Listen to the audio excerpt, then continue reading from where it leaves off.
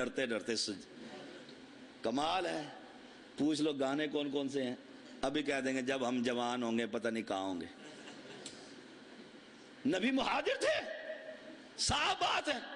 پیغمبر نے ہجرت کی, ہجرت کا ثواب ملا, اور 7 کبیرہ گناہوں میں سے ایک گناہ یہ بھی ہے کہ ہجرت کو چھوڑ کر پھر دارالکفر میں چلا جائے, پھر بیک چلا جائے. کبیرہ گناہوں میں سے ہے. اگر نبی مہاجر ہے تو پھر مکے میں موجود, اگر موجود ہے تو مہاجر نہیں. صاف سی بات ہے. اگر یہ کہو گے نبی مہاجر ہے پھر ماننا پڑے گا مکہ میں محمد کی موجودگی نہیں ہے. اور اگر کہو گے نبی موجود ہے ہر جگہ پر, پھر تمہیں نعوذ باللہ کہنا پڑے گا کہ محمد الرسول اللہ صلی اللہ علیہ وسلم مہاجر. اگرچہ ایک حدیث کی سند پر اختلاف بحث ہے, لیکن میرے موضوع سے متعلقہ ہے. عائشہ رضی اللہ تعالی عنہ رات کو آنکھ کھلتی ہے, خیال کیا آتا ہے, نبی تو مجھے چھوڑ کر حفصہ کے گھر چلے گئے. خیال جو آیا, سوکنے جو تھی, آپ 2 بیویوں والوں سے پوچھو کیسی جوتیوں میں دال بٹتی ہے. تھوڑی سی, وہ ہمارے ایک وکیل تھے, سچا واقعہ, کہتے ہیں شاہ صاحب میں حج پہ چلا گیا, ایک عورت مقدمہ لے کر ان کے پاس آئی. انہوں نے کہا فیس کوئی نہیں, مقدمے میں تو جیت جائے گی, نکاح میرے سے کر لیں. اس نے کہا جی اس سے بڑی اور کیا بات.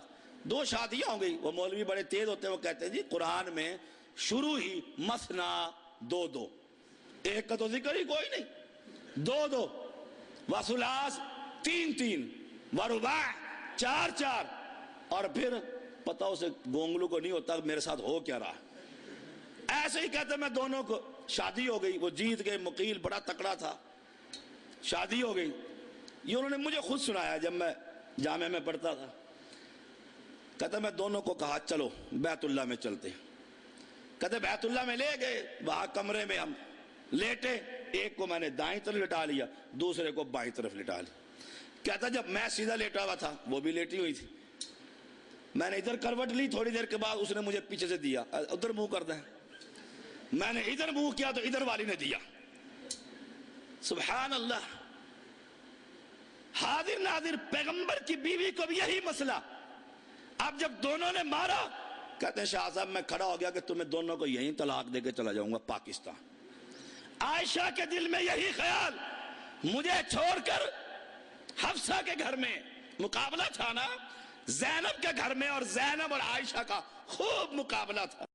خیال آیا, اٹھ کھڑی ہوئی.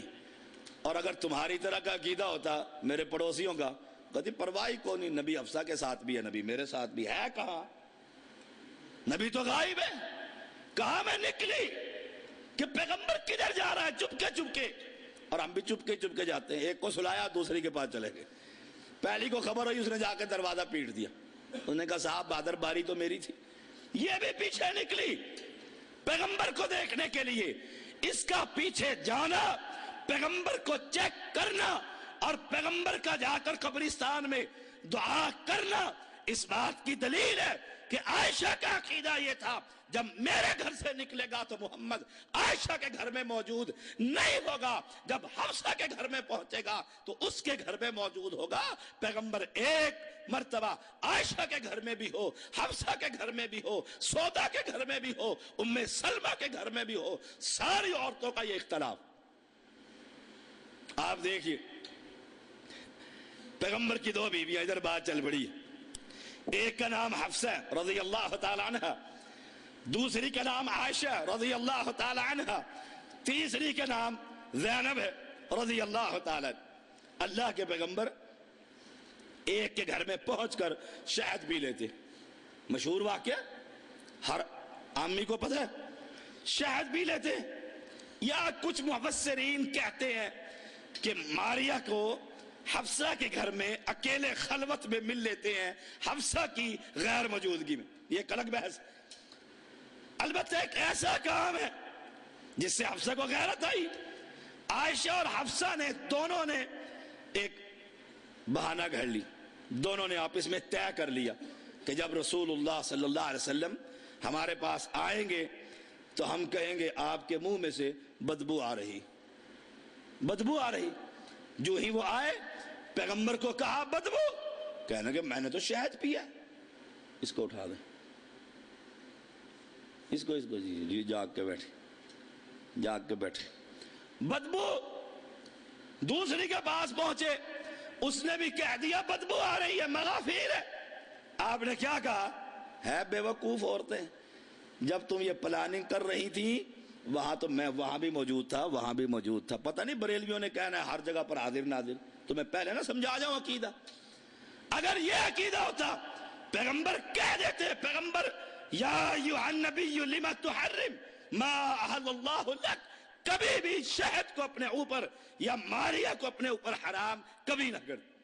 یہ اعلان کرنا اس بات کا اعلان ہے کہ پیغمبر کا بھی عقیدہ اور تعلیم اور شریعت یہی تھی کہ اگر میرے خلاف کوئی پلاننگ کرتا ہے تو محمد وہاں پر موجود نہیں ہے۔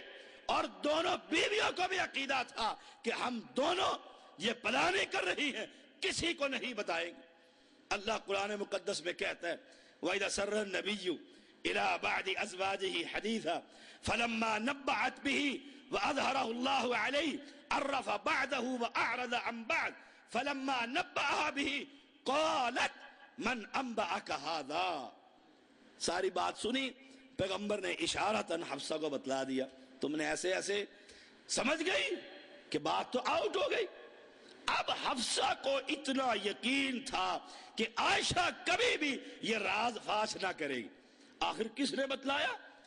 اسی جذبات میں اللہ نے قرآن بنا دیا۔ وہ کہنے لگی من انباک ھذا، آپ کو یہ خبر کس نے دی ہے؟ آپ کہہ دیتے میں تو حاضر ناظر ہوں، خبر دینے کی کیا ضرورت ہے، میں تو وہاں بھی تھا، میں تو وہاں بھی تھا۔ آپ نے اس بات کی تردید کر دی، یہ نہیں کہا میں حاضر ناظر ہے، بلکہ کہا قال نبانی العلیم الخبیر، مجھے اس نے خبر دی ہے جس سے کوئی چیز چھپ نہیں سکتی۔ پھر کیسے مانا جائے کہ پیغمبر ہر جگہ پر حاضر ناظر ہے؟ پیغمبر کو تو خبر ہی نہیں۔ تمہارے ان خرافات کی اور گندے عقیدے کی، یہ اللہ کی وہ صفات ہے جس کا مالک یہ مشرک ایک انسان کو بنا دیتا ہے، اس کو وہ اتھارٹی دے دیتا ہے۔ وہ پیر صاحب کہتے ہیں جاؤ وظیفہ کرو، پہلے وظیفہ دیکھنا آگے پیچھے نہ کر دینا، بڑا گرم وظیفہ ہے۔ سبحان اللہ، یہ قرآن دیجئے گا، اب یہ قرآن مجید ہے، کیا گرمی ہے اس کی، ہیٹر لگا ہوا ہے، جہاں سے مرضی پکڑ لو اور جہاں سے مرضی پڑھ لو۔ کہیں گے یہ وظیفہ دے رہا ہوں بڑا گرم ہے، وہ پہلے ہی خوف جاتا ہے پتہ نہیں کیا مصیبت آنے والی، اور کیل کر بیٹھنا، پھر وہاں پڑھنا، جب پڑھو گے بے فکر ہوگے میں تیرے پیچھے ہی بیٹھا ہوں گا۔ ہے خبیث آدمی، تو کہاں بیٹھا ہوا ہے، کہاں سے دے رہا ہے سبق، اور قرآن سے امت کو ہٹا رہا ہے، اور پھر کہتا ہے میں پیچھے بیٹھا ہوں گا۔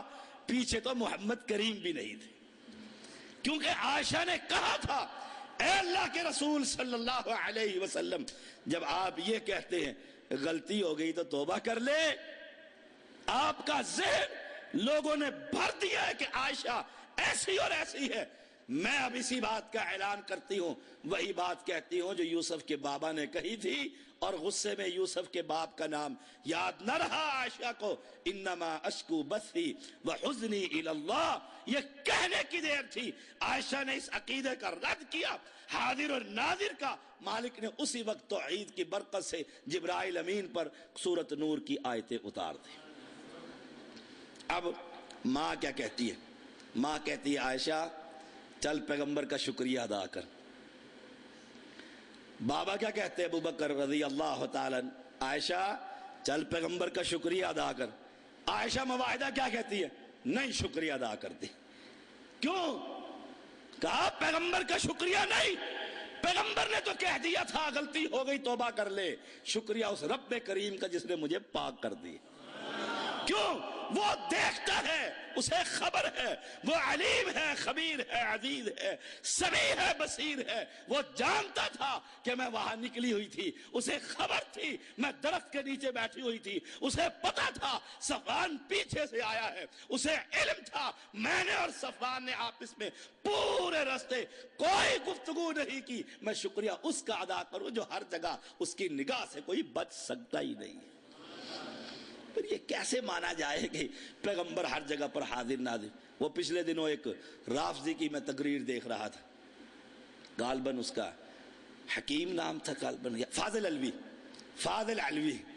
اب وہ کیا کہتا ہے، سبحان اللہ، جنگ خیبر کے لیے پیغمبر نکلے، دیکھ ان کا بھی عقیدہ یہی، علی ہر جگہ پر موجود، مولا پاک ہر جگہ پر موجود ہے اور مشکلیں حل کرتا ہے، کوئی جگہ اس کی نگاہ سے بچ نہیں سکتا۔ اب وہ دو باتیں کرتا ہے، علی نے نماز پڑھائی رضی اللہ تعالی عنہ، نماز پڑھا کے ایسے ہاتھ پھیرا سر کے اوپر، پیچھے اس کی زبان میں کہتا ہے ایک منافق نماز پڑھ رہا تھا، اس کی زبان میں وہ کہتا ہے امیر المومنین یہ آپ نے کیا کیا؟ کہا اللہ کے رزق میں سے دیے ہوئے رزق، اللہ کے اختیارات میں سے دیے ہوئے اختیارات کو استعمال کر کے اللہ کی ساری مخلوق کو رزق تقسیم کر رہا۔ کون ہے؟ علی۔ جھوٹ۔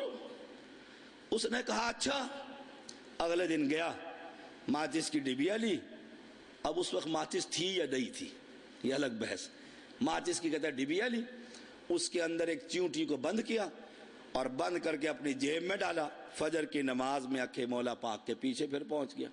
مولا پاک نے پھر کہا جی آج پھر؟ مولا پاک نے کہا کل پھر، آج ہی نہیں تو میری ڈیوٹی ہے، تم سب کو میں نے کھلانا ہے۔ یہی تو یہ کہتا ہے یہاں لنگر چلتا ہے اور یہاں اس لنگر پر، یہاں خواجہ کا لنگر چلتا ہے، خواجہ کے لنگر پر ہر کوئی پلتا ہے۔ کیا فرق ہے ان دونوں میں؟ جیسا وہ ویسا یہ، بہن بھائی ایک ہی عقیدے کے مالک۔ کہا کل پھر، کہا سوچ لو، دیکھ لو امیر المومنین کوئی رہ نہ گیا ہو۔ اس نے کہا سوچنے کی کون سی بات ہے، اور ظالم اپنے جیب میں سے ماچس کی ڈبیا نکال۔ مولا کو پہلے ہی پتا تھا، حاضر ناظر جو ہوا، جب وہ ڈبیا میں بند کر رہا تھا علی وہاں بھی تھا۔ کہا نکال ڈبیا، نکال، اور اس کے اندر کیڑی کے منہ میں اگر رزق ہو تو پھر مان لینا مولا ہر ایک کو رزق دیتا ہے، اور اگر رزق نہ ہو تو پھر کہنا خدا دیتا ہے۔ نکالا ڈبیا، دیکھی، اس کو کھولا تو اس چونٹی کے منہ میں رزق موجود تھا۔ کیوں؟ علی وہاں بھی تھا، علی یہاں بھی تھا، علی کو خبر تھی میرے پیچھے یہ لے کر آیا ہوا ہے۔ اب اس عقیدے کے مالک کہ علی ہر جگہ پر ہے، یہاں یہ اظہار کرتا ہے، وہاں دیکھو اس کی عقل پر ماتم ہے۔ کہتا ہے جنگ خیبر پر محمد کریم نکلے صلی اللہ علیہ وسلم، ایک دن، دو دن، تین دن، پھر صحابہ پر تبرہ بازی بھی کرتا ہے۔ کہتا ہے عمر بھی ساتھ، ابو بکر بھی ساتھ۔ عمر نے کہا یا رسول اللہ صلی اللہ علیہ وسلم ملے گا کیا؟ پیغمبر نے فرمایا 20 من چاندی، 100 اونٹ۔ عمر نے کہا چلو ہم تو مال لیں گے، لڑے گا علی، لڑے گا علی۔ اب پیغمبر کی شان میں گستاخی کرتا ہے، ادھر کہتا تھا علی ہر جگہ پر ہے، ڈبیا میں چڑیا چونٹی بند ہو رہی تھی، وہاں علی تھا اس لیے خبر دے دی، یا پیغمبر آخر پھنس گئے۔ کہتا ہے مشکل میں پیغمبر پھنس گئے۔ پیغمبر نے کہا اللہ کو یا اللہ ان کو چھیڑ بیٹھا ہوں، علی کو چھوڑ آیا ہوں، علی کو چھوڑ آیا ہوں، ان کو چھیڑ بیٹھا ہوں۔ اب یہ الفاظ اعلان کرتے ہیں اگر علی مدینے میں تھا تو یہ کہہ رہا ہے علی کو چھوڑ آیا ہوں، اگر علی ہر جگہ پر تھا پھر محمد نے یہ الفاظ کیوں ادا کی؟ مشرک کا کوئی پتہ نہیں، عقل سے پیدل۔ اللہ نے کہا اچھا بلاؤ، علی کو بلا لو۔ علی کو بلایا، کہا اے علی میں مشکل میں پھنس گیا ہوں، تو مشکل کشا ہے، میری مشکلوں کو حل کر۔ اب اس عقیدے پر کون گفتگو کرے، کون بحث کرے، کون کو سمجھائے، کہ ایک ایک مسئلے پر مختار کل کون ہے، عالم الغیب کون ہے، حاضر ناظر کون ہے، کون ہر جگہ پر ہوتا ہے، کون اس کو سمجھائے؟ سارے زلیخا کے قصے چھیڑ کر بیٹھے ہوئے الا ماشاء اللہ، کہانیاں سنا رہے ہیں، باتیں کر رہے ہیں۔